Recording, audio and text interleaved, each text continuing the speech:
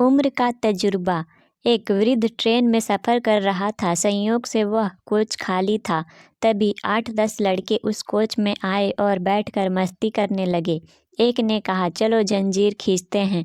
दूसरे ने कहा, यहाँ लिखा है 500 रुपये जुर्माना और 6 माह की कैद।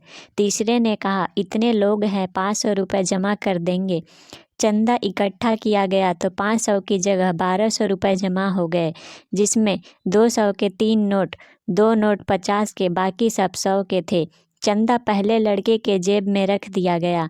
तीसरे ने कहा, जंजीर खींचते हैं, अगर कोई पूछता है तो कह देंगे कि बूढ़े ने खींचा है, तब पैसे भी नहीं देने पड़ेंगे। बूढ़े ने हाथ जोड़कर कहा, बच्चों, मैंने तुम्हारा क्या बिगाड़ा है, मुझे क्यों फंसा रहे हो? लेकिन किसी ने भी उस बूढ़े की बात नहीं सुनी और जंजीर खींची गई।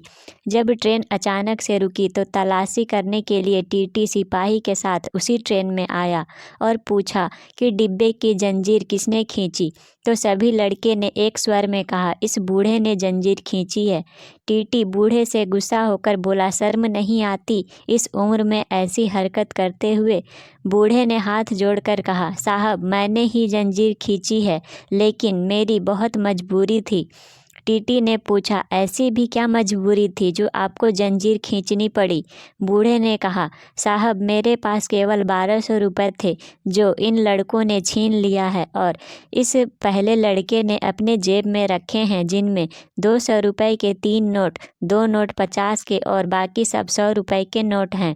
अब टीटी ने सिपाही से कहा, इस लड़के की तलाशी लो। जब लड़के की तलाशी ली तो 1200 रुपये बरामद हुए और जैसा बूढ़े ने कहा था, नोट बिल्कुल वैसे ही थे। 1200 रुपये वृद्ध को वापस कर दिया गया। लड़कों को अगले स्टेशन में पुलिस के हवाले कर दिया गया। पुलिस के साथ जाते समय लड़के ने वृद्ध की ओर घूर के देखा तो वृद्ध ने सफ़ेद मूँछों पर हाथ फेरते हुए कहा, बेटा, यह बाल यूं ही सफ़ेद नहीं हुए हैं। आप भी यह बात याद रखना कि बुजुर्गों को हल्के में नहीं लेना चाहिए। उन्होंने जीवन का लंबा अनुभव लिया है। उनके अनुभव का उपयोग करें और समय एवं पैसा बचाएं।